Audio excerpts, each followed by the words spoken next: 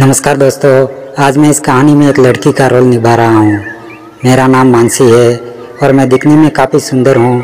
मैं एक middle class family से ताल्लुक़ रखती हूँ। मैं एक पढ़ी लिखी लड़की हूँ कि मेरी शादी एक अच्छे पढ़े लिखे लड़के से 3 साल पहले हुई थी। मेरे पति का नाम फिरोज़ है और वह एक मेडिकल स्टोर चलाते हैं, जिससे घर बहुत ही अच्छे से चल रहा था। मेरी ससुराल में हम 4 लोग रहते थे।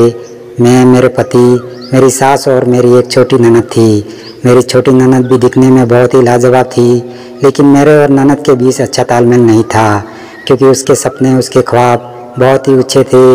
इसलिए वह मुझे हमेशा से इग्नोर करती रहती थी। हमेशा महंगे कपड़े, महंगे फ़ोन और बाकी के इस्तेमाल किए जाने वाली चीज़ें भी महंगा हो, ऐसा सपना हर दिन देखने की।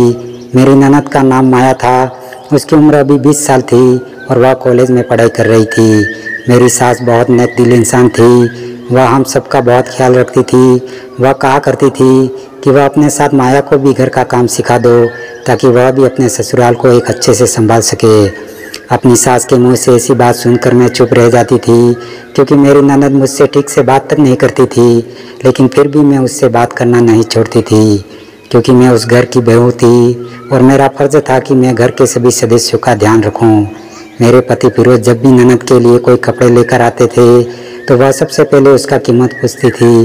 जब उसे मालूम हो जाता था कि वह कपड़ा कम कीमत का है, तो माया मुंह बिगाड़ कर लेती थी और वहाँ से चली जाती थी। इस तरह का रवैया मुझे बहुत बुरा लगता था। तब मैं अपने पति के फिरोज़ से कहती कि फिरोज़, तुम अपने बहन को थोड़ी सी और कीमती कपड़े लाकर दिया करो, ताकि वह खुश रहे। मेरी बात पर फिरोज़ कहते, तुम जानती हो कि मैं बहुत ज़्यादा महंगे कपड़े नहीं ला सकता। मैंने फिरोज़ से इसका कारण पूछा। तब वह कहने लगा, मानसी, तुम नहीं जानती हो, ये घर मैंने लोन पर लिया हुआ है। हमारी शादी से पहले मैंने यह घर लोन पर लिया था। इसी पैसे से कुछ पैसे बचाकर मैंने मेरी दुकान भी खोला। मुझे हर महीने उस लोन की किस्त जमा करनी होती है, जिससे मेरे पास पैसे ज़्यादा नहीं बच पाते। ऐसे में हम ज़्यादा फालतू खर्च नहीं कर सकते। यदि हम बहुत ज़्यादा खाने पीने या पहनने में खर्च कर देंगे, तो लोन का किस्त बाकी रह जाएगा। अगर ऐसा होगा तो हम घर से बेघर हो सकते हैं। मैं एक पढ़ी लिखी लड़की थी, इसलिए उनकी भावनाओं को अच्छी तरह से समझ रही थी। वैसे भी एक पत्नी का कर्तव्य होता है कि वह अपने पति के हर कदम पर साथ दे। मैं भी अपने पति फिरोज़ का साथ कभी नहीं छोड़ना चाहती थी। हम खाना खा रहे थे, तभी मेरी ननद सास से कहने लगी कि मैं कल से अपने सहेली के घर पर रहकर पढ़ाई करूँगी, क्योंकि मेरे एग्ज़ाम आ रहे हैं और मुझे यहाँ पढ़ाई करने में दिक्कत होती है। मेरी सास ने कहा, अगर तुम पढ़ाई के लिए उसके घर जाना चाहती है तो ठीक है, लेकिन सिर्फ पढ़ाई पर ही ध्यान देना। अगले ही दिन से माया अपने सहेली के घर पढ़ाई करने के लिए जाने लगी। माया की सहेली का नाम आशा था। मेरी ननद दोपहर को आशा के घर जाती और फिर शाम को वापस आती थी। जब भी वह आती तो बहुत खुश नज़र दिखती थी। उसके चेहरे पर एक अलग ही चमक होती थी। उसकी हंसी देखकर मुझे एहसास होता था कि यह पढ़ाई करने वाली खुशी नहीं है, क्योंकि पढ़ाई करने के बाद कोई इतना ज़्यादा खुश कैसे हो सकता है। मेरी ननद जवान और खूबसूरत थी, इसलिए मुझे कभी कभी माया पर शक भी होता था, लेकिन मैं ऐसे किसी ऊपर शक नहीं करना चाहती थी। एक दिन जब वह आशा के घर जा रही थी, तब वह बहुत ही अच्छी लग रही थी, लेकिन जब मैंने उसके कपड़े पर नज़र डाली तो मुझे एहसास हुआ कि यह इतने महंगे कपड़े कहाँ से लाई है, जबकि उसे तो घर से उतने पैसे मिलते नहीं। उस दिन के बाद से माया के हर दिन कुछ न कुछ महंगा चीज़ पहनने लगी थी। एक दिन मैंने उसे पूछ लिया कि माया, तुम इतने महंगे महंगे कपड़े कहाँ से लाती हो? तुम्हारे पास तो इतने पैसे होते नहीं हैं कि तुम इतने महंगे कपड़े खरीद सको। मेरी बात पर माया कहने लगी कि भाभी, मैं ये सब कहाँ से लाती हूँ, कैसे पहनती हूँ, तुम इस पर ज़्यादा ध्यान मत दिया करो, और हाँ, तुम अपने काम से काम रखो। यह सब मुझसे गुस्से में कह रही थी। तभी मेरी सास ने उसकी बातों को सुन लिया और एक ज़ोरदार थप्पड़ माया के कान पर बजा डाला। फिर सास कहने लगी कि बेशरम लड़की, तुम्हें बड़ों से बात करने की तमीज़ नहीं है। आखिर बहू से क्या गलत कहा है तुमसे? यह तुम्हारी भाभी है और इसका जानने का पूरा हक है।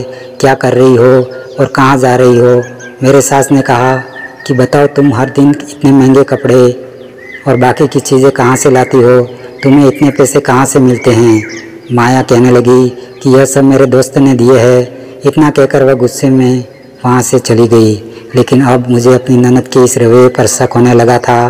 अगले दिन मेरे पति फिरोज़ जब रात को अपने काम पर से आए तो वह बहुत परेशान लग रहे थे। जब मैंने उनसे परेशानी का कारण पूछा तो फिरोज़ कहने लगे कि दुकान में कुछ पैसे रखे थे जो चोरी हो गए हैं। मैंने उनसे कहा कि देखिए, ज़्यादा परेशान होने की ज़रूरत नहीं है। इस तरह आप अपना सेहत ख़राब कर लेंगे तो फिर हम सब का क्या होगा। अब जिस तरह से मेरी ननद हर दिन नए नए कपड़े पहन रही थी, उससे मेरी और टेंशन बढ़ने लगी थी। मैं भी सोचने लगी थी कि कहीं यह कोई गलत काम तो नहीं कर रही है। मेरी ननद को इस बात से कोई मतलब नहीं था कि उसके भाई की ज़िंदगी कैसे गुजर रही है। उसे बस अपने फैशन से मतलब था जो उसे वह कहीं से भी पूरा कर रही थी। आखिर घर वाले भी कब तक चुप रहते। अब उसने इन सब के बारे में पूछने लगे थे, लेकिन माया का कोई न कोई बहाना बनाकर बात को टाल देती थी। एक दिन जब वह अपने सहेली आशा के घर जा रही थी, तभी मैं भी उसके पीछे पीछे चली गई। मैं देखना चाहती थी कि आखिर यह वहाँ जाकर करती क्या है। हमारे घर से आशा का घर 2 किलोमीटर की दूरी पर था और मेरी ननद इतनी दूर हर दिन पढ़ाई का बहाना बनाकर यहाँ आती थी। जब माया घर के अंदर चली गई तभी एक डिलीवरी वाला एक पार्सल लेकर आया। शायद वह ऑनलाइन ही कपड़े वगैरह मंगाया करती थी। वह डिलीवरी वाला एक जवान लड़का था। वह कहने लगा कि मैडम, आपने यह पार्सल कैश ऑन डिलीवरी पर मंगाया था, इसलिए मुझे आप कैश दे दो, मैं चला जाऊंगा।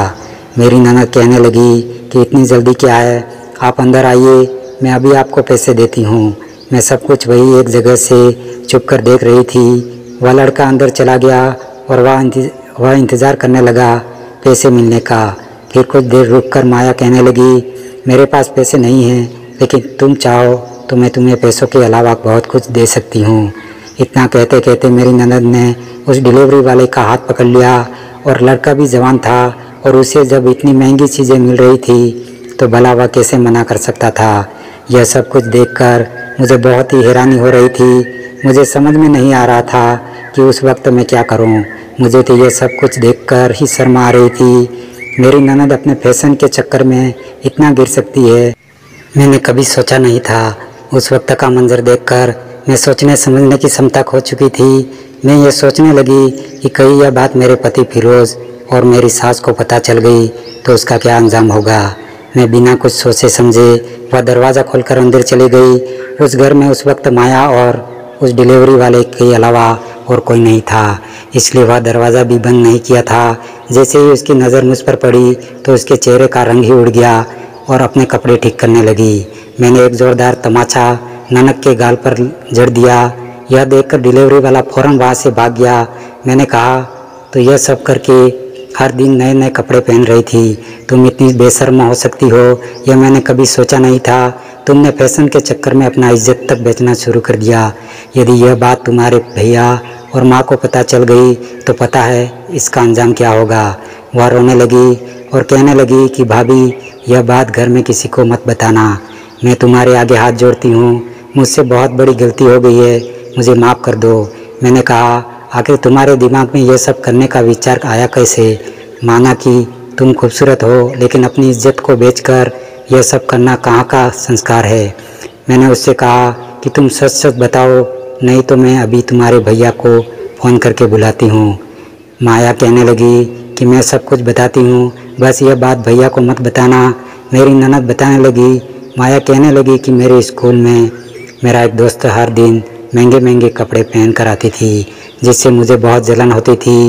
वह दिखने में मुझसे बहुत कम सुंदर थी, लेकिन उसके पहनावे से ज़्यादा हसीन और सुंदर लगती थी, जबकि उसके ज़्यादा सुंदर और हसीन मैं थी। अपने पहनावे के कारण मैं उसके सामने फीकी लगती थी। यह सब देखकर मुझे बहुत ही बुरा लगता था। मैं सोचने लगी कि काश जितनी सुंदर मैं हूँ उतने ही अच्छे अच्छे कपड़े पहनने को मिलते तो मैं कितनी ज़्यादा खूबसूरत लगती। हर दिन मैं उसे महंगे कपड़े पहनने देखती, मेरी आंखों में भी उसी की तरह कपड़े पहनने के सपने सजने लगे। मैं भी उस तरह के कपड़े पहनकर उससे ज़्यादा सुंदर दिखना चाहती थी। उसके लिए जब घर में किसी से पैसे मांगती थी तो मुझे इतने पैसे नहीं मिल पाते थे, इसलिए मैं उदास रहने लगी। एक दिन मैं ऑनलाइन कपड़े देख रही थी जो मुझे बहुत पसंद थी। फिर मैंने सोचे समझे वह कपड़ा ऑर्डर कर दिया, लेकिन जब वह कपड़ा देने डिलीवरी वाला आया तो मैंने उसे कहा कि मेरे पास इतने पैसे नहीं हैं। फिर वह कहने लगा कि मैडम पैसे नहीं हैं तो क्या हुआ, इतनी खूबसूरत और जवान हैं, आप चाहे तो मैं आपको बिना पैसे के पार्सल आपको दे सकता हूँ। डिलीवरी वाले के मुंह से ऐसी बातें सुनकर मैं बिल्कुल सच में मुझसे बिना पैसे दिए आपसे पैसे लेने का हक नहीं रहा, आपको ऐसे ही दे दूँगा। मैंने एक नज़र उस कपड़े पर डाली जो मैंने मंगवाया था, वह मुझे बहुत पसंद आया, इसलिए मैंने डिलीवरी वाले को कर दिया और फिर उसके साथ तब कर लिया। उस दिन के बाद से मुझे समझ आया कि अब मैं चाहूँ जो बोलती हूँ वह मैं पहनती हूँ। मुझे जो भी कपड़ा चाहिए होता है वह मैं ऑनलाइन कर दिया करती थी और उसके बदले में उसके साथ कुछ वक्त गुजारना होता था। अपनी ननद के मुंह से यह सब सुनकर मुझे बहुत हैरानी हो रही थी, क्योंकि समाज में हमारी अच्छी इज्जत है, लेकिन मेरी ननद ने ऐसा कारनामा करके सभी की इज्जत को पानी में मिला दिया था। मैं गुस्से में उसका हाथ पकड़कर मैंने सारी सच्चाई अपने पति फिरोज़ और सास को बता दी, क्योंकि अगर यह सब जानकर भी मैं खामोश रहती तो उससे कहीं ज़्यादा दोषी मैं मानी जाती। जब भी बात किसी दिन फिरोज़ और सास को पता चलती तो मैं भी उनकी नज़रों में गिर जाती, इसलिए मैं ऐसा कभी नहीं चाहती थी। मेरी सारी बातें सुनने के बाद मेरे पति फिरोज़ और सास दोनों ही उसे पिटने लगे। वह कहने लगे कि ऐसा क्या कमी थी हमारी परवरिश में जो तुमने इस तरह का घटिया काम करने लगी, एक बार भी तुमने हमारे बारे में नहीं सोचा। मेरी सास और फिरोज़ दोनों ही उसे घर से बाहर निकालने लगे, सारा रिश्ता तोड़ने की बात करने लगे। सास कहने लगी कि ऐसी बेटी पैदा होने से अच्छा होता कि तुम मेरी कोख से पैदा ही नहीं होती। मेरी ननद मेरे पति और सास के पैरों में गिरकर माफ़ी मांगने लगी। वह कहने लगी कि मुझे माफ़ कर दीजिए, मैं फैशन के चक्कर में अंधा हो गई थी, अब मैं कोई गलती नहीं करूँगी। उसे इस तरह से रोते बिलखते देख मुझे भी दया आ गई। तभी मैंने पति और सास से कहा कि इसे माफ़ कर दीजिए, अगर इस तरह से आप लोग करेंगे तो हमारी इज्जत घर के बाहर चली जाएगी। अब इसकी भलाई इसी में है कि इसके जल्द से जल्द शादी करवा दे, ताकि यह अपनी जिम्मेदारी को समझ सके। मेरी बात फिरोज़ और सास को समझ में आ गई। फिरोज़ ने जल्दी एक लड़का देखकर माया की शादी करवा दी। इस बात की ग्लानि हमें हमेशा रहेगी कि मेरे घर में कोई भी था हमें बर्बाद करना चाहता थी। महबूबा अपने ससुराल में और हम लोग भी ज़्यादा बातचीत नहीं करते, क्योंकि वह काम ही ऐसा करी थी जिसे सुनकर ही शर्मा आती थी। दोस्तों, ज़िंदगी में ऐसी ख्वाहिश नहीं रखनी चाहिए जिसे पूरी करने के लिए अपने आप को नीलाम करना पड़े। कहते हैं कि एक पुरुष जब गलत राह पर चलता है तो उसके एक नस्ल बर्बाद होती है, लेकिन एक औरत जब गलत राह पर चलती है तो कई नस्लें तबाह हो जाती है। बेटियां घर की मान मर्यादा होती है, लेकिन जब बेटियां ही गलत राह पर चल पड़े तो फिर घर का मान सम्मान कैसे बच पाएगा। इसलिए सभी बहनों से मैं यही कहना चाहती हूँ कि आप सभी अच्छी राह पर चले, जिससे आपका और समाज का भला हो। दोस्तों, हमारी कहानी आपको कैसी लगी कमेंट करके ज़रूर बताएं।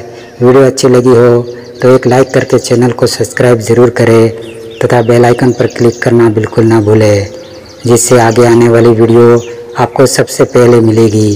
धन्यवाद।